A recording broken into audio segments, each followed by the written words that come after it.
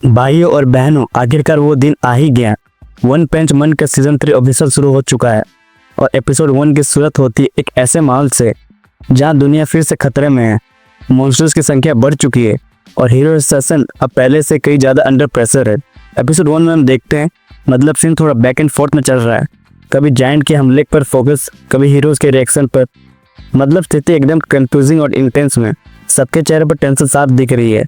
यहाँ बात चल रही गारो की। भाई अगर तू वन पंच का फैन है ना, तो तू जानता ही होगा कि गारो कोई सिंपल बंदा नहीं है। वो एक वाइल्डकार्ड कैरेक्टर है। मतलब ऐसा इंसान जो किसी की भी टीम में फिट नहीं बैठता। ना वो पूरी तरह विलन है, ना हीरो की तरह रूल्स फॉलो करने वाला है। उसका अपना अलग लॉजिक है, अपनी आइडियोलॉजी। अगर दुनिया हीरोज से भरी है तो कोई तो ऐसा होना चाहिए जो उनके खिलाफ खड़ा हो।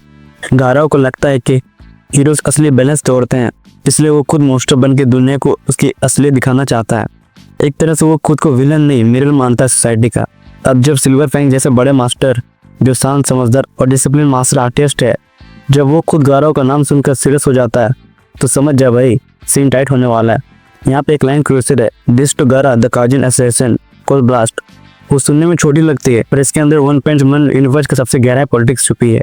अब देख भाई, अब तक हमें मॉन्स्टर्स बस तोड़फोड़ करने वाले क्रीचर्स लगते थे, पर सीजन 3 में क्लियरली दिखने लगा है कि ये लोग अब ऑर्गेनाइज हो चुके हैं। ये कोई रैंडम मॉन्स्टर्स नहीं, बल्कि काजिन असैसिन है, एक पूरी मॉन्स्टर गवर्नमेंट टाइप सेटअप। यहाँ गारो का नाम आते ही उनके अंदर डिस्कशन शुरू हो जाता है। गारा पावरफुल है, उसे अपनी साइड ले आते हैं ताकि वो हीरो एसोसिएशन के खिलाफ उनका वेपन बने। लेकिन भाई गारो कोई ऐसा बंदा नहीं जो किसी के अंदर काम करे। वो तो खुद आइडियोलॉजी वाला आदमी है।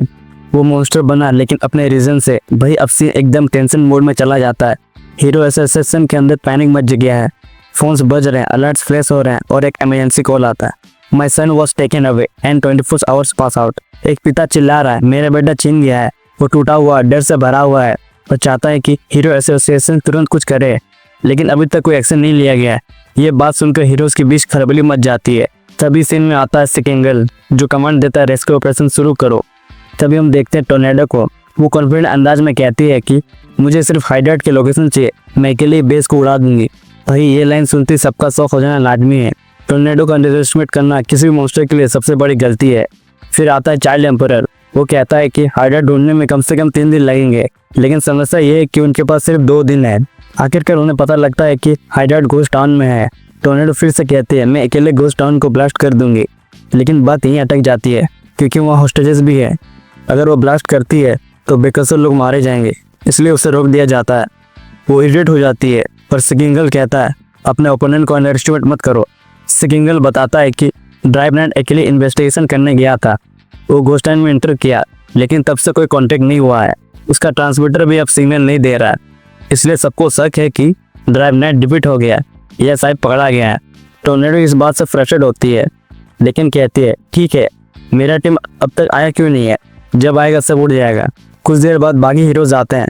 उनमें सबसे पहले एंट्री होती है एटॉमिक समुराई की। वो बोलता है एक बच्चे को मॉन्स्टर एसोसिएशन उठा लेगी और अब तक कोई एक्शन नहीं हुआ। सब उसे बताते हैं कि घोस्ट टाउन में हाइडआउट है। और तभी सीन में एंट्री होती है स्वीट मास्क की। उसकी एंट्री ही ड्रामेटिक है, कॉन्फिडेंट वॉक, कूल टोन और शायरिश एटीट्यूड। वो सीन में आते ही एक बात कहता है जो बहुत इंपॉर्टेंट है, it's okay but if you are hostage it will be need more effort. मतलब अगर हॉस्टेज सिचुएशन है तो लड़ाई और भी खतरनाक हो जाती है। अब ब्रूट फोर्स काम नहीं करेगा, अब स्ट्रेटेजी और कोऑर्डिनेशन चाहिए। एटॉमिक समुराई उसके बात को हल्के में लेता है, थोड़ा मजाक उड़ाता है, लेकिन स्वीट मास्क कामली जवाब देता है, वैसे मैं अभी ए रैंक हूँ, लेकिन कभी भी एस लेवल पर जा सकता हूँ। वो एटॉमिक समुराई को साफ कह देता है, मैं तुमसे ज़्यादा स्ट्रॉन्ग हूँ। यहाँ सीन में एक साइलेंट टेंशन बनता है। दोनों हीरोज के बीच ईगो क्लैश दिखता है, एक स्वॉर्ड्समैन का प्राइड और एक आइडल हीरो कॉन्फिडेंस। उसके बाद हमें दिखाया जाता है हमारा वेल नोन पूरी प्रिजनर।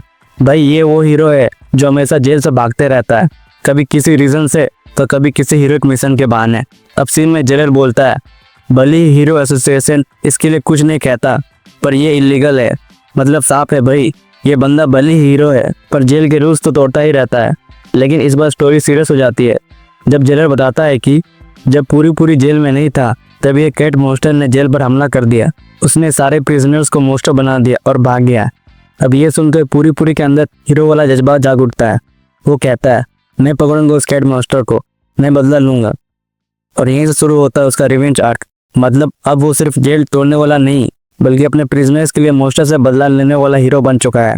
अब आता है हमारा जीनियस किड चाइल्ड एम्बरर पर।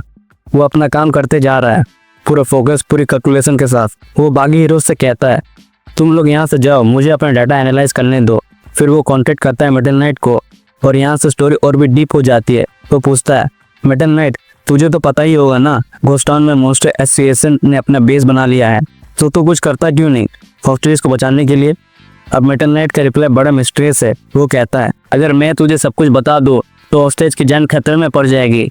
और फिर वो वार्निंग देता है अगर मैंने तुझे बता दिया तो तेरी भी जान डेंजर में आ सकती है। अब ये सुनकर चाइल्ड एम्बरर शॉक हो जाता है।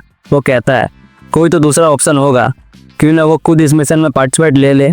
लेकिन मेटल नाइट कहता है मेरे बॉडी पार्ट्स अभी रिकवर नहीं हुए हैं, मैं फाइट नहीं कर सकता। और कहता है ये दुनिया खतरे में पड़ सकती है अगर हम हीरोज ने सोच समझ कर काम नहीं किया। इससे क्लियर है कि सिचुएशन और भी ज़्यादा डेंजरस होने वाला है। अब कैमरा कट होता है एक आदमी पर जो लिटरली पागलपन लेवल तक फ्रस्ट्रेट हो चुका है क्योंकि मॉन्स्टर एसोसिएशन ने उसका बेटा चुरा लिया है।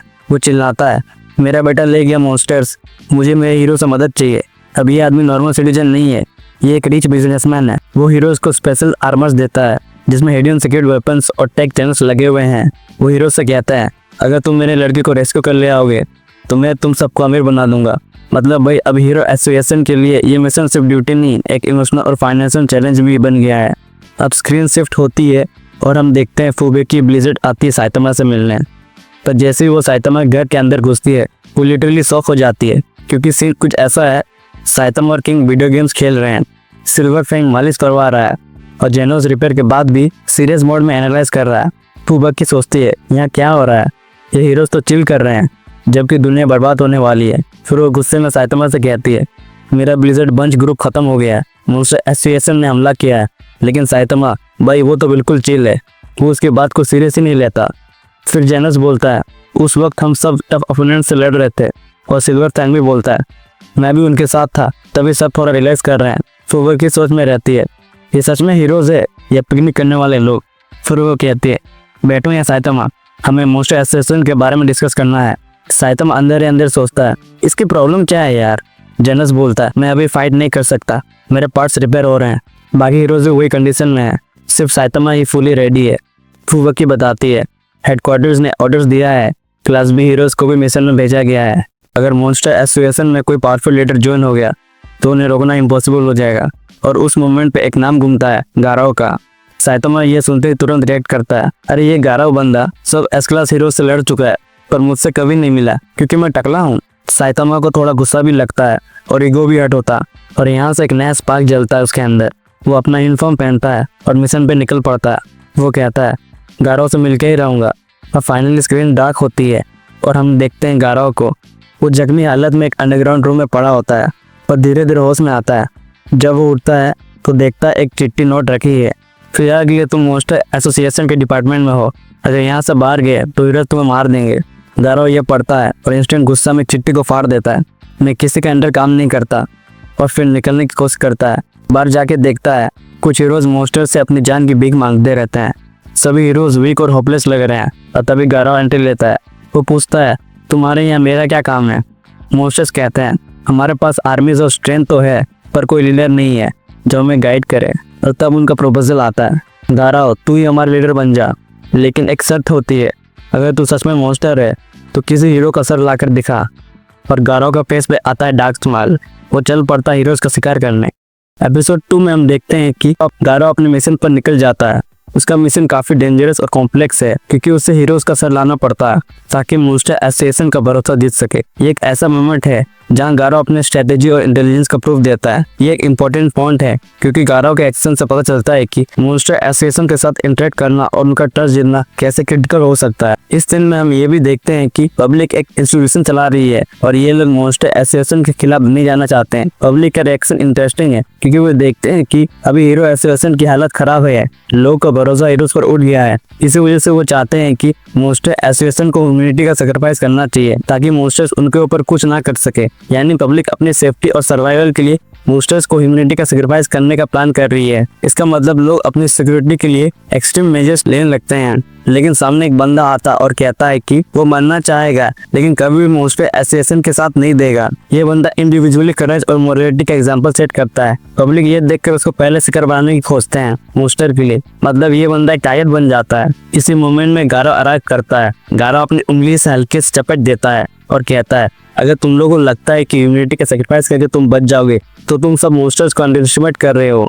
गारो सोचता है कि मॉन्स्टर एसोसिएशन की वजह से लोगों का हालत ऐसा है और जब वो मॉन्स्टर्स के रूप में एंट्री मारेगा तब लोगों का क्या होगा। एपिसोड में फिर क्राइम्स और भी बढ़ जाते हैं। सिटीज में चाउस फैलता है। गारो होटल में जाता है ताकि कुछ खाना खा सके।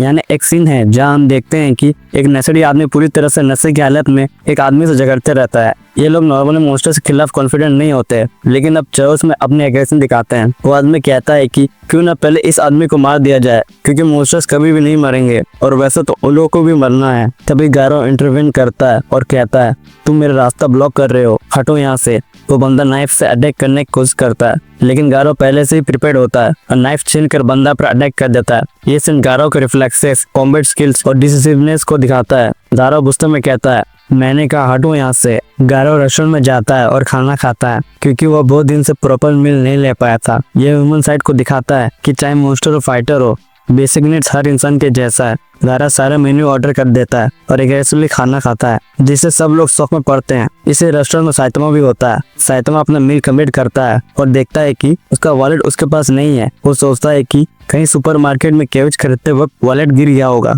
साइतमा यूं से उसके बहुत परेशान होता। साइतमा सोचता है कि जेनोस को इन्फॉर्म करेगा लेकिन जेनोस की भी हालत खराब है इसलिए वो नहीं आ पाएगा। साइतमा ऑब्जर्व करता है कि इस होटल में अभी कोई रॉबरीज या क्राइम्स नहीं होंगे क्योंकि यहाँ एक प्रो हीरो है। ये मोमेंट साइतमा सोचता है अगर वो अपना सिचुएशन बताएगा तो वो उसे जाने नहीं देंगे। तभी फुबुकी अराइव होती है और साइतमा पूरी तरह से डर जाता है। वो कहता है कि मैंने कुछ नहीं किया। फुबुकी कहती है ओ तुम यहाँ हो। वो साइतमा से कहती है क्यों ना वो हीरो हंटर को ढूंढने में उसकी मदद कर देगी लेकिन उसकी एक शर्त होती है। फुबुकी कहती है इसके बदले में उसे कुछ पॉइंट्स चाहिए अपने हीरोज के रैंक्स में। लेकिन साइतमा तो अपनी ही दुनिया में रहता है। साइतमा फ्राइड राइस ऑर्डर करता है और फुबुकी के साथ शेयर करता है। ये देखकर फुबुकी शॉक हो जाती है और ये देखकर साइतमा के चेहरे पर आता है क्लियर स्माइल। फुबुकी को लगता है कि साइतमा शायद उसका ब्लिजर्ड बंच ग्रुप में ज्वाइन हो जाएगा। तभी गारो बिना बिल पे करके चला जाता है। साइतमा को उसे पकड़ना पड़ता और फुबुकी को कहता है कि बिल पे कर दे। ये मोमेंट में फुबुकी का चेहरा देखने लायक रहता है। गारो अपने वॉक के दौरान मॉन्स्टर एसोसिएशन के ऑर्डर्स को याद करता है। वो सोचता है कि वो कभी भी किसी का ऑर्डर नहीं लेता, जो करता अपना मनमर्जी करता है। लेकिन अगर हीरोज का सेल ले जाता है तो मॉन्स्टर एसोसिएशन से रिकॉग्नाइज मिलेगा। ये सोचकर उसको हेडेक होता है। इसी बीच कुछ बच्चे एक लड़की को बुली करते हैं। गारो उन्हें भगा देता है और वो बच्चा और कोई नहीं होता बल्कि गारो का दोस्त होता है जिसमें सीजन 2 में गारो उस बच्चे को बचाया था। गारो कहता है अरे हम दोबारा वापस मिल गए। ये देख वो बच्चा डर जाता है और उससे घर जाने को कहता है रात होने से पहले। वो लड़का गारो से कहता है कि उसने सब कुछ देखा था जब हीरोज उससे मारने को तुले हुए थे लेकिन फिर भी गारो बच गया उनके हमलों से और उसे भी बचाया उनके हमलों से। वो बच्चा कहता है तुम तो एक जस्टिस के फाइटर जैसा हीरो हो। गारो ये सुनकर कहता है बस कर भाई, मेरे अंदर गुज़बम्स आ गए। तभी एंट्री होती है साइतमा की। वो कहता है तेरी हिम्मत कैसे हुई बिना बिल पे किए यहाँ आने की। लेकिन साइतमा कहता है ठीक है फिलहाल के लिए मैं तुझे जाने देता हूँ। यह कहकर वो आगे बढ़ता है। गारो को यह बात चुप जाती है। उसके अंदर ईगो जाग उठता है।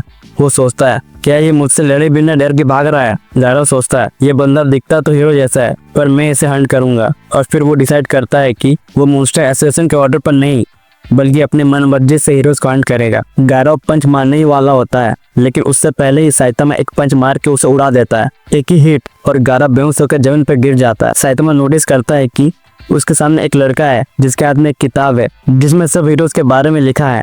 वो पूछता है क्या तू मुझे जानता है। लेकिन वो लड़का कहता है नहीं। साइतमा फिर उस किताब को देखता है पर उसमें उसके बारे में कोई डाटा नहीं होता है तो वहां से चला जाता है। थोड़ी देर बाद गारो होश में आता है। वो पूछता है मेरे साथ क्या हुआ था। उसके दिमाग में साइतमा का चेहरा फ्लैश होता है लेकिन वो लड़का कहता है उस हीरो को कोई डाटा नहीं है अभी तक। तभी दो मॉन्स्टर आ जाते हैं। वो दोनों गारो पर नजर रखे हुए थे। वो कहते हैं गारो में कोई क्वालिटीज नहीं है जिससे वो मॉन्स्टर बन सके। गारो उस लड़के को घर जाने को कहता है लेकिन उनमें से एक मॉन्स्टर रॉयल रिपर जो बच्चों को टारगेट करता है उसके सामने आता है। लड़का पूरा डर जाता है। उसका पूरा शरीर कांपने लगता है और वो रो पड़ता है। अब वो मॉन्स्टर्स उस लड़के पर हमला करने आते हैं। दूसरी तरफ फिनिक्स मैन जाता है गैरो के पास और कहता है क्या ये सही है। रॉयल रिपर और बर्ड गॉड को भेजना गारा पर नजर रखने के लिए, कहीं वो गारा को मार ना दे, क्योंकि रॉयल रिपर तो ऑर्डर फॉलो ही नहीं करता। गैरो कहता है चिंता मत करो, इससे हमें पता चलेगा कि गारो की ग्रोथ कितनी हुई है, क्या वो सच में इतने बड़े मोस्टर से लड़ सकता है। फिर गैरो एक शौकीन बात बताता है, लॉर्ड ओरोची भी एक समय पे गारो जैसा था, लेकिन जब वो फेलियर्स और सेक्रीफाइस से गुजरा तब वो मोस्टर किंग बन गया। गैरो कहता है मैंने बनाया लॉर्ड ओरोची को मोस्टर किंग, और अगर गारो को भी वैसे ट्रीटमेंट मिला तो वो भी नेक्स्ट लॉर्ड ओरोची बन सकता है। सिर्फ गैरो जानता है कि गारो को मोस्टर किंग कैसा बनाना है। अब सीन शिफ्ट होता है ज़ॉम्बी मैन पे। एक मिशन पर है, वो एक रूम को ऑब्जर्व कर रहा है जहाँ बहुत सारे इक्विपमेंट्स और पाउडर्स का ब्लैक मार्केट चल रहा है, और तभी अगले पल में बग गॉड और रॉयल रिपर गारो पर अटैक करने निकलते हैं। गारो भी रेडी हो जाता है फाइट के लिए और तेरेओ को कहता है घर जा, लेकिन तेरेओ कहता है मेरे पैर जम गया है, मैं भाग नहीं सकता। गारो गुस्से में कहता है कोई तुम्हें बचाने नहीं आएगा, तुम्हें खुद को ही बचाना पड़ेगा। लेकिन तभी रॉयल रिपर गारो पर हमला करता है। गारो तुरंत उसे रोकता है और एक लात मारकर उसे दूर फेंक देता है। दोनों मॉन्स्टर्स ये देख के भड़क जाते हैं और गारो अपने फाइटिंग पोज में आ जाता है। दूसरी साइड ज़ॉम्बी मैन फाइनली अपने बेस पर पहुंचता है और कहता है तुम्हारा खेल खत्म हो गया और मैं इस हाउस ऑफ इवोल्यूशन को डिस्ट्रॉय करने आया हूँ। लेकिन तब वहाँ एक आर्मर्ड गोरिल्ला कहता है हाउस ऑफ इवोल्यूशन तो पहले ही डिस्ट्रॉय हो चुका है। ये सुनकर ज़ॉम्बी मैन शॉक में पड़ जाता है। एपिसोड 3 में हम देखते हैं कि zombie man house of evolution की तलाश में निकलता है, पर एक्चुअली में उसे साइतामा ऑलरेडी डिस्ट्रॉय कर चुका होता है। फिर डॉक्टर जेनस बताता है तुमसे मिलकर खुशी हुई ज़ॉम्बी मैन। ज़ॉम्बी मैन ऐसा शख्स है जो डॉक्टर जेनस का ऐसा एक्सपेरिमेंट है जो कभी मर नहीं सकता, या क्या लो इमॉर्टल है। लेकिन ज़ॉम्बी मैन उसके लैब को डिस्ट्रॉय करके वहां से भाग जाता, जो कि 10 साल पहले की बात है, और उसके बाद ज़ॉम्बी मैन हीरो बन गया। यह सुनकर ज़ॉम्बी मैन डॉक्टर जेनस को कुल्हाड़ी से मारने वाला होता है और कहता साफ साफ कहो तुमने हाउस ऑफ इवोल्यूशन को दोबारा क्यों नहीं एस्टेब्लिश किया, जो कि वो कर सकता है। लेकिन डॉक्टर जेनस कहता ये सब करके कुछ फायदा नहीं, क्योंकि एक ऐसा बंदा है जो उसकी आर्टिफिशियल इवोल्यूशन को डिस्ट्रॉय कर चुका है। यहाँ पर बात हो रही है साइतामा की, जिसने डॉक्टर जेनस के एक्सपेरिमेंट्स को एक ही पन से बर्बाद कर चुका होता है। डॉक्टर जेनस बताता है साइतामा एक ऐसा बंदा है जो अपना लिमिटर को पार कर चुका है। यह सुनकर ज़ॉम्बी मैन को तो पहले समझ में नहीं आता। डॉक्टर जेनस बताता है सबके पास एक लिमिट होता है जो कि डिटरमाइन करता है उसके स्ट्रेंथ को, वो हीरोज या मॉन्स्टर हो। और इसी वक्त गारा, रॉयल रिपर और इनसाइड गॉड से 1v2 फाइटिंग करते रहता है, जो कि देखने लायक होता है। गॉड हर लिविंग थिंग्स में एक लिमिटर सेट किया है, जिसकी वजह से कोई भी अपना लिमिट से ज्यादा और यूज नहीं कर सकता। लेकिन साइतामा अपना लिमिटर को तोड़ चुका होता है, जिसकी वजह से साइतामा को कुछ दिक्कत भी हुई, जैसे कि वो गंजा हो गया और अपने आप को अकेलेपन से गुजरता है। और असली बात तो तब पता चलती है जब साइतामा डॉक्टर जेनस के मॉन्स्टर को एक ही पंच में खत्म कर दिया, पर उसके चेहरे पर कोई स्माइल नहीं था। ये सब सुनकर ज़ॉम्बी मैन को बहुत बकवास लगता। वो कहता ऐसा कुछ नहीं है, क्योंकि ऐसे भी मॉन्स्टर्स हैं जो अपने लिमिट्स को पार कर चुके हैं। डॉक्टर जेनस बताता है वही बात मॉन्स्टर्स की, तो वो अपने सराउंडिंग्स की वजह से या सोसाइटीज में खुश ना होके अपने पावर्स गेन करते हैं। और कुछ हीरोज जिसको साइंटिफिक एक्सपेरिमेंट किया जाता है, और नहीं तो कुछ लोग पैदाशी ही सुपर हीरोज बनते हैं। लेकिन साइतामा का ऐसा केस नहीं है। वो बचपन से एक आम इंसान लेके पैदा हुआ था, लेकिन अपनी मेहनत और डिसिप्लिन से खुद की लिमिटर को तोड़ चुका है। और उसके बाद हम देखते हैं कि गाराव रॉयल रिपर और इनसाइड गॉड से फाइट करते रहता है। गाराव सोचता है ये मॉन्स्टर्स तो सिल्वर फैंग से भी ज्यादा स्ट्रॉन्ग है। उसे लगता है ये फाइट उतनी आसान नहीं होने वाली है। और रॉयल रिपर और इनसाइड गॉड भी गाराव की तारीफ करते हैं। गाराव अभी तक उनके सामने खड़ा है, लेकिन गाराव उनके मूव्स को पढ़ चुका होता है और कहता इस बार वो उसे छू भी नहीं पाएंगे। तभी हेड्रो जेलीफिश तारो को कैप्चर कर लेता है, जो कि गाराव से बदला लेने आया होता है, जिसको गाराव ने पहले ही तोड़ा था। गाराव कहता है उस बच्चे को छोड़ दो, उसने तुम्हारा कुछ नहीं बिगाड़ा है। और इसी चीज का फायदा उठाकर रॉयल रिपर पीछे से गाराव को हमला कर देता है और बुरी तरह से गाराव पर लगातार वार करता है। इससे पहले रॉयल रिपर गाराव को मार ना दे, इनसाइड गॉड रोक लेता है और वे लोग चल जाते हैं और साथ में तारो को भी अपने साथ लेके चल जाता है। उसके बाद हम देखते हैं कि किंग वीडियो गेम्स खेलते रहता है और जेनस उसको देखता है। वो कहता है वो फिलहाल के लिए साइतामा और किंग के साथ वीडियो गेम्स नहीं खेल सकता जब तक वो पूरी तरह से रिकवरी नहीं हो जाता है। सब लोग साइतामा का वेट करते रहते हैं कि वो कब लौटेगा। सिल्वर फैंग कहता साइतामा गाराव को ढूंढ नहीं पाएगा, क्योंकि गाराव फिलहाल के लिए मॉन्स्टर एसोसिएशन के हाइडआउट में है। लेकिन जेनस कहता जब तक साइतामा गाराव और मॉन्स्टर एसोसिएशन को डिस्ट्रॉय नहीं करेगा वो वापस नहीं लौटेगा। और कुछ देर बाद साइतामा घर लौटता है। वो बताता है उसे रास्ते में बहुत परेशानी हो गई थी। ये सुनकर सब लोग चिंता करते हैं, लेकिन साइतामा कहता अरे यार तुम लोग अभी तक मेरे घर से गए नहीं। और बताता है उसे रास्ते में कुछ मॉन्स्टर के साथ एक्सीडेंट हो जाता है, तो इसकी वजह से उसके कपड़ों में खून लगा हुआ है। ये सुनकर सब लोग कहते हैं क्या मॉन्स्टर एसोसिएशन से था। साइतामा कहता, नहीं वो बस एक नॉर्मल मॉन्स्टर था जो हर जगह होता है। लेकिन तभी सब लोग उससे पूछते हैं कि ज्यादा समय तो वो पूरा कॉन्फिडेंस में था, तो अभी वो डिप्रेस में क्यों है। साइतामा कहता, वो इसलिए क्योंकि उसका वॉलेट कहीं गिर गया है और उसमें 6000 येन थे। ये सुनकर सिल्वर फैंग और बाकी हीरो सोचते हैं, अरे यार इसने तो हमें डरा ही दिया था। और तभी साइतामा को याद आता कि उसने तो और एक चीज भूल गया है, और वो है कैबेज, जो कि फैमिली रेस्टोरेंट में भूल गया है। और तभी फुवकी आती है और साइतामा की कैबेज लेके आई हुई होती है। जेनोस कहता है, अभी तुम्हें क्या चाहिए साइतामा से। फुवकी गुस्से से साइतामा की ओर देखती है और कैबेज साइतामा को देती। साइतामा ये देखकर थैंक्स बोलता। वो कहता है, इसे खाने में मजा आएगा। फुवकी कहती, और तुम्हें मुझसे कुछ कहना नहीं है। साइतामा कहता, और थैंक्स इसके लिए। फुवकी गुस्से से कहती है, माफी मांगो मुझसे, क्योंकि साइतामा बिना बिल पे करके घर लौट आया, जिसकी वजह से फुवकी को बिल पे करना पड़ा। और कहती, तुम मुझसे बिना बात करके भाग गए। लेकिन साइतामा तो फुवकी की बात को ध्यान ही नहीं दिया था। जेनोस ये देखते रहता है। वो सोचता, क्यों हमेशा फुवकी साइतामा के पीछे पड़ा हुआ है, क्या वो साइतामा के अप्रेंटिस बनना चाहती है। लेकिन जेनोस सोचता कि वो ऐसा होने नहीं देगा। तभी जेनोस को कुछ फील होता है कि उसके सराउंडिंग्स में कुछ पावरफुल एनर्जी है, लेकिन उसकी हालत उतनी अच्छी नहीं है कि वो कुछ भी कर सके, और बाकी लोग भी इंजर्ड है। साइतामा का भी फिलहाल के लिए मेंटल कंडीशन स्टेबल नहीं है, तो किंग को भेज देता है। किंग तो पहले जाने से डरता है, लेकिन जेनस उसे धक्का मार के भेज देता है। किंग बताता है कि उनसे मिलने कोई आया है, और वो होता है डॉक्टर कुसेनो, जो जेनस का आर्मर्ड बिल्ड करता है। वो जेनस की हालत चेक करने आया होता है। डॉक्टर कुसेनो पूछता है, वो मोस्टर का क्या हुआ जिसकी वजह से जेनस की ऐसा हालत हुई। जेनस कहता है, मास्टर साइतामा ने उसे खत्म कर दिया। और डॉक्टर कुसेनो साइतामा को देख के अपने आप को इंट्रोड्यूस करता है। लेकिन साइतामा कहता, क्या आप अपने सूस बाहर रख के आएंगे, मेरा घर गंदा हो रहा है। और उनके लिए मीट लेके आया होता है। ये देख के साइतामा बहुत खुश होता और कहता, इसके बाद वो पूरा बात करेंगे। लेकिन फुवकी ये देख के खुश नहीं होती। वो सोचती, जब उसने साइतामा की मदद की तब साइतामा ने उसे ऐसा नहीं कहा। ये सोचकर फुवकी गुस्सा होती है, और उसके बाद साइतामा वो मीट जेनस को दे देता है और सबको कहता, अरे यार तुम लोग मेरे घर में कब तक रहोगे, जाओ सब अपने अपने घर जाओ।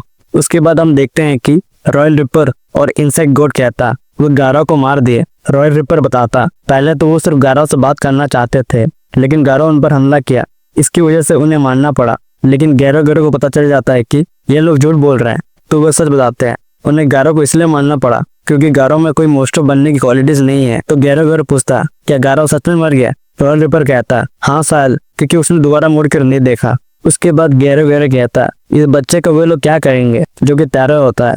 रॉयल रिपर कहता है, ये बच्चा मेरा शिकार है, इसके साथ क्या करना है मुझ पर छोड़ दो। गारो कहता है, हीरो एसोसिएशन जल्दी इस ठिकाने का पता लगा लेंगे, और खासकर एस क्लास हीरोज जो कि बहुत खतरनाक है, तो हमें जंग की तैयारी करना है। ये बात सुनकर सभी मॉन्स्टर्स बैटल के लिए अपने आप को तैयार करते हैं। और फिनिक्स मैन सोचता है कि अगर ओरोची मॉन्स्टर किंग बन सकता है तो वो क्यों नहीं। इसके बाद मॉन्स्टर एसोसिएशन के सारे विलेन आपस में बात करते हैं बैटलफील्ड के बारे में। और वहां पर एक कैट मॉन्स्टर जो कि पूरी प्रिजनर का वेट करता, वहां पर मॉन्स्टर्स डिस्कस करते हैं कि हीरो एसोसिएशन में फिलहाल के लिए मोस्ट पावरफुल हीरो फ्लैश ही है, जिसके पावर से साइकिक्स और रोबोट्स है। लेकिन मॉन्स्टर कहते हैं उनकी निंजा की स्पीड ही काफी है। उसके बाद रॉयल रिपर तारो को एक रूम में बंद कर देता है। वहां पर वागामा होता है जो कि बिजनेसमैन का लड़का होता है। वो तारो को देख के खुश होता और कहता है जल्दी हीरोज उन्हें बचा लेंगे। लेकिन सामने एक मॉन्स्टर सुन के हंसता है। वो कहता है उन्हें कोई बचाने नहीं आने वाला है। वागामा कहता है मॉन्स्टर्स को खत्म करने के लिए मेटल बैट ही काफी है। लेकिन वो मॉन्स्टर कहता है चाहे ऐसा रंग हीरोज क्यों ना आ जाए, उनके पास ऐसा मॉन्स्टर्स है जो गॉड लेवल का पावर रखते हैं। ये सुनकर तारो और वागामा डर जाते हैं, और हम देखते हैं गारो जख्मी हालत में नीचे पड़ा हुआ होता है। एपिसोड 4 में हम देखते हैं कि तारो को मॉन्स्टर ले जाने के बाद गारो जख्मी हालत में पड़ा होता है, और थोड़ी देर बाद उसे भी होश आया था। वो सोचता वो यहाँ कब तक इस हालत में पड़ा हुआ था। और गारो सोचता वो कैसे एक मॉन्स्टर से हार सकता है, और तारो को याद करता। उसके बाद गारो सोचता उसको ब्लीडिंग को रोकना पड़ेगा, लेकिन उसके कपड़े से ब्लीडिंग चिपक जाता है। और तब हम देखते हैं गारो के बॉडी में कुछ चेंजेस आते हैं। जैसा लग रहा हो अब गारो फुल्ली प्रिपेयर्ड है उन मॉन्स्टर का सामना करने के लिए, और गुस्से से देखता है। और उसके बाद हम देखते हैं चाइल्ड एम्परर और सिगिंगल को, जो मॉन्स्टर एसोसिएशन के हाइडआउट बेस के बारे में बात करते हैं। सिगिंगल बताता एस क्लास हीरोज रेडी है जाने के लिए, लेकिन टोर्नेडो थोड़ी जल्दी में रहती है। और कुछ एस क्लास हीरोज जैसे कि metal bat tank top master फिलहाल के लिए हॉस्पिटल में एडमिट है, और कुछ हीरोज तो पार्टिसिपेट करने से मना कर रहे हैं। लेकिन चाइल्ड एम्परर कहता कि उन्हें इस मिशन के लिए ज्यादा से ज्यादा एस क्लास हीरोज चाहिए। ज़ॉम्बी मैन भी ऑन द वे में रहता है। फिर सिगिंगल कहता और वे बाकी लोगों को भी इनवाइट किया जैसे कि सिल्वर फैंग, जेनोस और किंग। वो कहता उन्हें इन हीरोज की खास जरूरत है, लेकिन चाइल्ड एम्परर कहता रुको एक मिनट, उन्हें जेनोस की इस मिशन में शामिल नहीं करना चाहिए क्योंकि वो भी घोस्ट टाउन में रहता है जहाँ मॉन्स्टर एसोसिएशन का बेस है। तो उसे लगता क्या पता जेनोस शायद मॉन्स्टर एसोसिएशन का स्पाई होगा, क्योंकि बहुत सारे ऐसे हीरोज है जो जिसका बैकग्राउंड किसी को नहीं पता। तो चाइल्ड एम्परर और सिग्नल इंस्टीट्यूशन को पूरा सीरियसली लेते हैं। वे नहीं चाहते हैं कि इस मिशन में कोई प्रॉब्लम क्रिएट हो, तो वे जेनस को इस मिशन के लिए निकाल देते हैं। तभी चाइल्ड एम्परर कहता गारा जो कि सिल्वर फैंग का स्टूडेंट है, तो उन्हें सिल्वर फैंग पर भरोसा नहीं होता, तो वो उसे भी निकाल देते हैं। लेकिन हंसी तो तब आती है जब वे लोग किंग को इस मिशन के लिए सेलेक्ट करते हैं। अब किंग के बारे में क्या कहना, उसके बारे में आपको तो पता ही होगा। उसके बाद सिग्नल ये सब बातें सिज को बताता है। ये सुनकर सिज को पहले लगता ये पागल वगल तो नहीं हो गया ना, बिना सिल्वर फैंग और जेनोस के ये मिशन वो कैसे जीतेंगे। सिग्नल बताता है उनके रिप्लेसमेंट के लिए वो क्लास ए और सी हीरोज को इंक्लूड करेंगे जो क्लास एस हीरोज को बैकअप देंगे। ये सब सुनकर सिज को बहुत गुस्सा आता है। वो कहता है इसमें उनकी जान को खतरा भी हो सकता है, लेकिन सिग्नल कहता कुछ पाने के लिए कुछ खोना पड़ता है क्योंकि उन्हें हॉस्टेजेस को भी बचाना है। सिज कहता है इसका अंजाम उन्हें बहुत बुरा भुगतना पड़ सकता है, क्योंकि अगर कोई भी हीरोज इंजर्ड या मर गए तो ह्यूमैनिटी का अंत हो जाएगा। लेकिन सिग्नल कहता अगर मॉन्स्टर एसोसिएशन को इस बार जाने दिया गया तो ह्यूमैनिटी का ऑलरेडी खत्म होना कंफर्म है। सिग्नल बताता है वो इस मिशन का लीडर है, तो वो नहीं चाहता है कि ऐसे कोई फ्यूचर में प्रॉब्लम हो। वो उस चीज को साफ साफ कह देता है कि इस मिशन के बारे में सिल्वर फैंग और जेनस को ना बताए। फिर उसके बाद हम देखते हैं साइतमा और उसके पंटर लोग हॉटपॉट को देखते हैं जो कि तैयार होते रहता है। साइतमा सोचता यार मुझे खाने को मिलेगा कि नहीं, और तभी सब लोग हॉटपॉट पर आक्रमण कर देते हैं। फुवकी जैसे एक मीट का पीस लेने की सोचती है, उसी वक्त जेनस उसे छीन लेता है और कहता है तुम्हारी हिम्मत कैसे हुई मास्टर साइतमा खाना छीनने की। फुवकी कहती है मिस्टर जेनोस तुम्हारी प्रॉब्लम क्या है।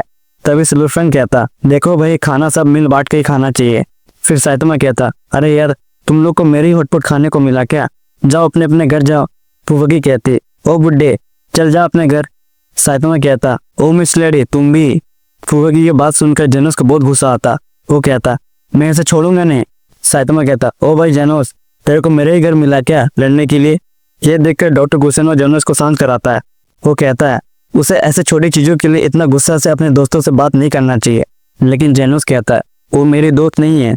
उस समय फुवकी का चेहरा देखने लायक होता है और उसके बाद सब लोग आराम से हॉटपॉट खाते हैं। और साइतमा डॉक्टर गुसेनो से कहता क्या वो दोबारा मीट लेके आ सकता है। फिर साइतमा कहता डिनर के बाद सब लोग अपने अपने घर चले जाना, लेकिन किंग तो ऑलरेडी वहीं सो जाता है। साइतमा कहता अरे यार तुझे मेरे ही घर सोने के लिए मिला था क्या। उधर ही गारा मॉन्स्टर एसोसिएशन के हाइडेड ढूंढने चला जाता है। तभी गहरे गहरे को कुछ पता चल जाता है कि उनके रेडार में कोई घुस गया है। वो मॉन्स्टर या इंसान हो सकता है। वो अपने पंटरों को ऑर्डर देता है उसे पकड़ कर लेके आए अगर वो मॉन्स्टर है तो, लेकिन इंसान हुआ तो उसके टुकड़े टुकड़े कर दे। फिर साइतमा किंग को उठाता है अरे भाई उठ जा कब तक सोए रहेगा। किंग उठ जाता। वो कहता है नहीं कब से हूँ। साइतमा बोलता कल रात से। किंग पूछता बाकी लोग कहाँ गए, लेकिन साइतमा उन्हें पहले ही घर से भगा देता है और किंग को कहता है जा तू भी घर जा, और उसे प्लास्टिक बोतल्स फोड़ा देता है और बाहर कूड़ेदान में फेंकने को कहता है। उसके बाद किंग भी घर चला जाता है। वो सोचता क्या मॉर्निंग का नजारा है। वो सोचता है घोस्ट टाउन में बहुत सारे मॉन्स्टर्स मिलते हैं तो उसे कोई दिख क्यों नहीं रहा है। किंग को लगता शायद साइतमा यहाँ रहता है इसीलिए। उसके बाद वो एक फेंस के अंदर से घुसता है जहाँ पर रेस्ट्रिक्शन लगा हुआ है कि यहाँ मॉन्स्टर्स है। किंग को एक आदमी देख लेता है और वो तुरंत वहां से भाग जाता और कहता भाई मुझे कोई मॉन्स्टर मत समझना। फिर किंग प्लास्टिक बॉटल्स को कूड़ेदान में फेंक देता है। तब उसे दो एजेंट्स मिलते हैं जो कि उसके घर के नीचे खड़े रहते हैं। किंग को देख के वे दौड़ के आते हैं और कहते हैं वो कब से उनको ट्रैक करने की कोशिश कर रहे थे। किंग सोचता क्या ये हीरो एसोसिएशन से है और मुझसे क्या काम है। वे लोग कहते हैं वे कल रात को कहाँ थे। किंग बताता वो सिटी जेड में था। तभी वे लोग किंग के कपड़ों को देखते हैं। उन्हें लगता वो खून से लथपथ है और पूछते हैं क्या वो मॉन्स्टर से लड़े थे क्या। किंग अंदर ही अंदर सोचता अरे यार अब इन्हें कैसे बताऊं, ये एक्चुअली सॉस है कल रात का। वो दो एजेंट्स बताते हैं उन्हें जल्दी उनके साथ हेडक्वार्टर जाना पड़ेगा। उधर ही नारंगी डिप्रेशन में चला जाता अपने बेटे के बारे में सोचकर। वो सोचता क्या उसके सारे हीरोज को मॉन्स्टर्स ने मार दिया। तभी वहां सिग्नल आ जाता है। वो कहता मिस्टर नारंगी क्या आप अभी तक सोए नहीं, जाके सो जाइए। नारंगी कहता यहाँ मेरे हीरो से कोई पता नहीं और तुम मुझे सोने को कह रहे हो। सिकिंगल कहता वे लोग उसके बेटे को जल्दी रेस्क्यू कर लेंगे, उसके लिए उनको हीरो एसोसिएशन को भरोसा करना पड़ेगा। नारंगी कहता कैसे भरोसा करो, मेडल बैट जैसे एस क्लास हीरो कुछ कर नहीं पाए और तुम चाहते हो मैं तुम्हारे ऊपर भरोसा करूं। नारंगी सिकिंगल के सामने अपने बेटे की भीख मांगता है। वो कहता अगर उसने उसके बेटे को रेस्क्यू करके ले आएगा तो वो मुंह बोली रकम देगा हीरो एसोसिएशन को।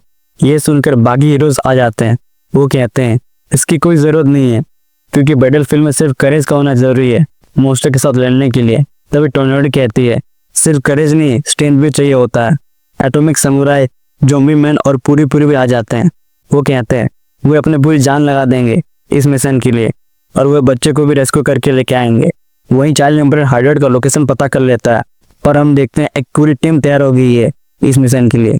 टोर्नेडो नारंगी को कहती जा बुड्ढे सो जा, जैसे वो कल का सुबह देखेगा उससे पहले ही वो उसके लड़की को ले आएगा। फिर वे लोग इस मिशन के बारे में डिस्कशन करते हैं। चाइल्ड एम्परर बताता है वो सबको हाइडआउट की मैप शेयर कर चुका है जिसमें उन्हें जाना तो एक साथ ही है लेकिन हाइडआउट में अलग अलग स्प्लिट्स हो जाना है क्योंकि वहाँ बहुत सारे रूट्स है और उन्हें एक ट्रांसमीटर दिया जाता है ताकि एक ग्रुप बच्चे को रेस्क्यू करेंगे और बाकी लोग मॉन्स्टर के साथ फाइट करेंगे। तभी टोर्नेडो सिकिंगल से कहती उन्होंने अभी तक उसकी बहन फुवकी को क्यों नहीं बुलाया। सिकिंगल बताता है इसके बाद वो जल्दी फुवकी को भी इस मिशन के लिए इन्वाइट करेगा। टोर्नेडो गुस्से से कहती है सोचना भी मत, वो अकेली इस मिशन के लिए काफ़ी है। और हम देखते हैं रॉयल रिपर तारो को एक रूम में ले जाके उसके साथ खेलता है। तारो ये सब होता देख के वो पूरी तरह से अपनी जान की भीख मांगता है रॉयल रिपर से, लेकिन रॉयल रिपर कहता है मेरा यही काम है और उसे मारने वाला होता है। उससे पहले गारा आ जाता है और उसके वार को रोक लेता है और तुरंत अपने लेफ्ट आर्म से रॉयल रिपर का सर अलग कर देता है। फिर तारो वो कहता है चल हमें यहाँ से निकलना है। एपिसोड 5 में हम देखते हैं गारा रॉयल रिपर को एक ही पंच से खत्म कर देता है। उसके बाद वो रॉयल रिपर के कपड़े से अपना बैंडेज बना लेता है। वो कहता है तारा को अगर वो दोबारा मॉन्स्टर उसे पकड़ लिए तो गारा उसे फिर नहीं बचाएगा। तारा बोलता है उसके बारे में गारा को कैसा पता चला। वो बताता है क्योंकि वो एक मॉन्स्टर बन गया है और उसके बाद कुछ मॉन्स्टर गैरो के ऑर्डर पर गारो पर हमला करते हैं लेकिन गारो उन लोगों को एक ही वार से खत्म कर देता है। फिर उनके फ्लैश को खाता है। ये देखकर तारे थोड़ा डर जाता है लेकिन गारो को फिलहाल के लिए अपनी भूख मिटाने के लिए उसे खाना पड़ता है। उसके बाद आग की ओर बढ़ जाता और तारा को चुपचाप से उसका आने को कहता और वे दोनों दौड़ते हुए आग की ओर जाते हैं। तारे बोलता है उसे इतना तेज भागना नहीं चाहिए और कहीं सेफ जगह में रेस्ट करना चाहिए, लेकिन गारो कहता अगर वे लोग नहीं भागेंगे तो मॉन्स्टर उन्हें कभी भी मार देंगे। उसके बाद तारो कहता उसके उम्र का एक लड़का वो भी फिलहाल के लिए हॉस्टेज है तो गारो को कहता उससे भी बचा है। पर गारो बोलता देख बच्चे ये तेरी गलत फहमी है जो तुम्हें लग रहा है कि मैं तुम्हें बचाने आया हूँ, मैं तो असल में मॉन्स्टर से बदला लेने आया हूँ। और तुरंत तारो के पीछे से एक बड़ा मॉन्स्टर आ जाता। गारो कहता पीछे मत देख और चुपचाप से मेरी ओर आ। तारो एक एक फुर्सत लेके गारो के पास आ जाता। गारो सोचता उन्हें इस मॉन्स्टर को छेड़ना नहीं चाहिए। वो तारो को कहता चुपचाप से पीछे की ओर चलो बिना किसी आवाज किए। और तभी उनके सामने रेड लेवल के मॉन्स्टर आ जाते हैं। उनमें से सुपर माउस, यूनिहॉर्न और सुपर हेड होते हैं। वे गारो पर हमला करते हैं लेकिन गारो इजीली वहां पर 1v2 कर लेता, जिससे हमें पता चलता है कि गारो और भी ज्यादा स्ट्रांग हो रहा है। सोरेड कहता उन्हें गारो हरा नहीं पाएगा क्योंकि वे लोग थ्रेड लेवल मॉन्स्टर है। फिर गारो कहता ठीक है तब वो उनको थ्रेड लेवल की तरह मारेगा। सुपर माउस कहता वो ज्यादा हीरो मन क्योंकि उन्हें कोई इंसान मार नहीं सकता और गारो पर अपनी हॉर्न से हमला करते हैं तो गारो अपनी लात से उसे दूर फेंक देता है और कहता तो यही था थ्रेड लेवल की पावर, जो कि एक तरह से गारो उन लोगों का मजाक उड़ा रहा है। उसके बाद उनको कुछ सुनाई नहीं देता। वो पोची होता है एक हाई रैंक मॉन्स्टर और उन पर हमला करता। गारो तारो को पकड़ कर भाग जाता है। वहीं पर साइतोमा कुछ पढ़ते रहता है। वो सोचता उससे घर क्यों हिल रहा है। फिर कहता चलो बाद में देखेगा जब उसका पन्ना हो जाएगा। पोची के एक ही अटैक से वहाँ का माहौल पूरा डिस्ट्रक्शन में बदल जाता है। गारो सोचता तो ये असली पावर थ्रेड लेवल ड्रैगन के। वो तारो को चुपचाप से जाने को कहता लेकिन तारो कहता वो उसके बिना मारा जाएगा। गारो बोलता है मैंने तेरा ठेका नहीं लिया है, जा यहाँ से वरना दोनों मारे जाएंगे। तारो वहाँ से रोते भाग जाता। पोची उससे पहले तारो पर हमला करने की कोशिश करता। गारो बोलता है उधर कहाँ देख रहा है, मैं यहाँ हूँ, और अपने मार्शल आर्ट से पोची के पैर पर टारगेट करता लेकिन उसे कुछ नहीं होता और गारो अपनी लेजर बीम से ब्लास्ट कर देता है। गारो सोचता कि यहीं तक मेरा एंडिंग है। वो सोचता तारो की वजह से उसकी ऐसी हालत हो गई। वो कभी भी मॉन्स्टर से लड़ना नहीं चाहता था, सिर्फ एक हीरो हंटर बनना चाहता है। उसके बाद तक गारो फायदा हो जाता है और पोची उसे देखकर लगातार हर एंगल से गारो पर हमला करता।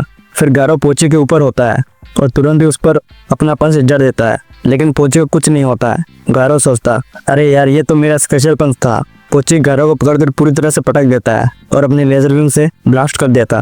वहीं साइतोमा उसके ऊपर चुपचाप से कॉमिक पढ़ते रहता है, जैसे कि उसे कोई फर्क नहीं पड़ता। इस अटैक से गारो उठ नहीं पाता और वहां पर आता गैरो। वो बोलता, मुझे पता था गारो उसकी उम्मीदें पे पानी नहीं फेरेगा। ये सब होने के बावजूद भी वो जिंदा है और अपने साकी पावर से गारो के ऊपर पत्थरों को हटा देता है। गारो बोलता, ओए तुम्हारा जो भी नाम हो, तुमने मुझे बहुत परेशान किया है, लेकिन अब तुझे मैं नहीं छोड़ूंगा। ये सुनकर गारो को अपनी साकी पावर से फ्रीज कर देता है।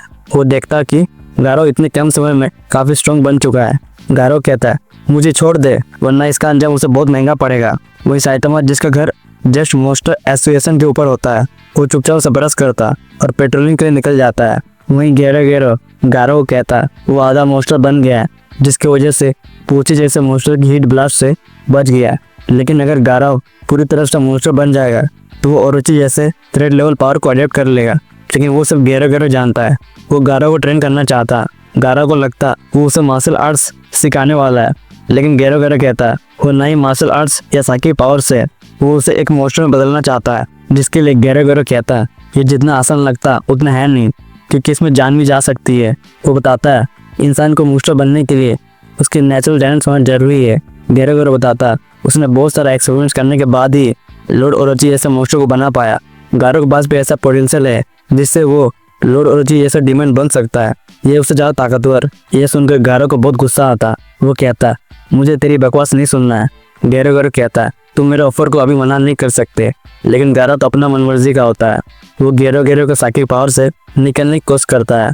उससे पहले गैरो उस पर पत्थरों से हमला करता, पर गारो उसे अपने कॉम्बैट से तोड़ देता है। गारो बोलता, भले ही वो थ्रेड लेवल मॉन्स्टर है, पर फिर भी वो एक इंसान को हरा नहीं पाया। गारो कहता है वो कभी भी ऐसे लूजर से ट्रेनिंग नहीं लेगा। वो कहता अगर वो उसको खत्म कर देगा तो सारे बाकी मॉन्स्टर भी खत्म हो जाएंगे। गैरो बोलता उसे गारो के साथ अपनी एनर्जी वेस्ट नहीं करनी। तो वो फाइनली लॉर्ड ओरोची को बुलाता। वो गारो को पकड़ के उसे तोड़ देता। उधर ही साइतोमा कॉमिक्स पढ़ते रहता, लेकिन उसे नॉइस की वजह से थोड़ी दिक्कत होती है। तभी कुछ मॉन्स्टर उसके सामने आ जाते हैं। साइतोमा उसे एक ही पंच से खत्म कर देता। इसके बाद गारो की हालत बहुत खराब हो जाती है, लेकिन गारो जैसे करके वो दोबारा उठ जाता और लॉर्ड ओरोची फिर से उस पर हमला करता, जिसकी वजह से गारो को थोड़ा लग जाता है। वो कहता, बहुत देख लिया तुम लोग का बकवास, अब होगा शो टाइम। फिर गारो अपनी मार्शल आर्ट से ओरोची के अटैक को डॉज करता और एक मूवमेंट के लिए रूम बनाने की कोशिश करता, जिसकी वजह से गारो का मूवमेंट और भी ज्यादा फास्ट हो जाता है और तुरंत ओरोची के वीक स्पॉट पर अटैक करने की कोशिश करता। तब ओरोची एक वॉर में ट्रांसफॉर्म हो जाता। जैसे तैसे करके गारो उसके वॉर से बचता है और लॉर्ड ओरोची अपने हाई टेम्परेचर से गारो पर ब्लास्ट कर देता, पर गारो उसके हीट को ऑब्जर्व करता। ये दिखाता है कि गारो धीरे धीरे और भी ज्यादा स्ट्रांग हो रहा है, लेकिन फिर भी ओरोची से फिलहाल के लिए हार जाता। उसके बाद साइतोमा फाइनली उस लोकेशन का पता कर लेता है जहाँ से उसे बार बार साउंड आ रहा होता है।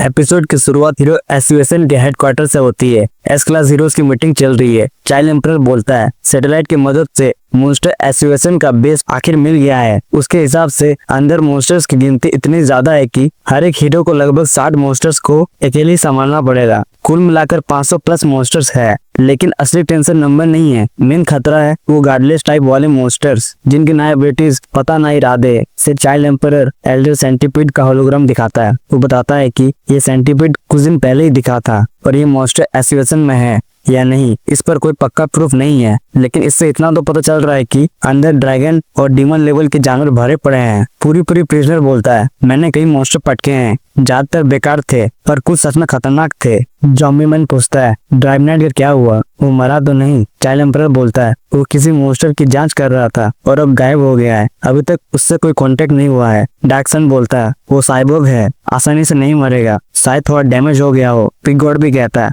उम्मीद है ऐसा ही हो। जॉम्बी मैन साफ कह देता है अगर मॉन्स्टर्स एक एस क्लास को हरा देते हैं तो हम भी मर सकते हैं, इसलिए मजाक में मत लेना। टॉर्नेडो अपनी घमंडी अंदाज में बोलती है मैं अकेले ही काफी हूँ। फ्लैश आग में घी डालता है। मॉन्स्टर्स पर दया दिखाने की जरूरत नहीं है, अगर वो इंसानी रूप में भी भीख मांगे तब भी खत्म कर दो। चाइल्ड एम्परर भी मानता है सिंपैथी दिखाओगे खुद मरोगे। पूरी बीच में बोल पड़ता है कुछ मॉन्स्टर्स मेरे पुराने जेल वाले साथियों को उठा ले गए, अगर कोई कैदी वाली यूनिफॉर्म में दिखे उसे मत मारना, मुझे संभालने देना। एटॉमिक समुराई बोलता है मेरे मेरे भी एक दोस्त मॉन्स्टर बन चुका था। मैंने बिना दिमाग लगाए काट डाला और पूरी प्रिजनर को बोलता, तेरी झप्पी चुम्मी वाली तरीके से कोई इंसान नहीं बनेगा। फिर फ्लैश से फ्लैश बताते हैं कि दो सबसे बड़े खतरे हैं, गैरो और मॉन्स्टर किंग ओरोची, दोनों 100% ड्रैगन लेवल और बाकी मॉन्स्टर्स भी इनके सारे पर चलते हैं। टोर्नेडो फिर एटीट्यूड दिखाती है, फाइनल बॉस को मैं ही निपटाऊंगी, बाकी सब तुम लोग देख लेना, पहले से ही मेरा शुक्रिया कर देना। फ्लैशी बोलता है, अकेले फैसला मत लो। टोर्नेडो ताना मारती है, तो क्या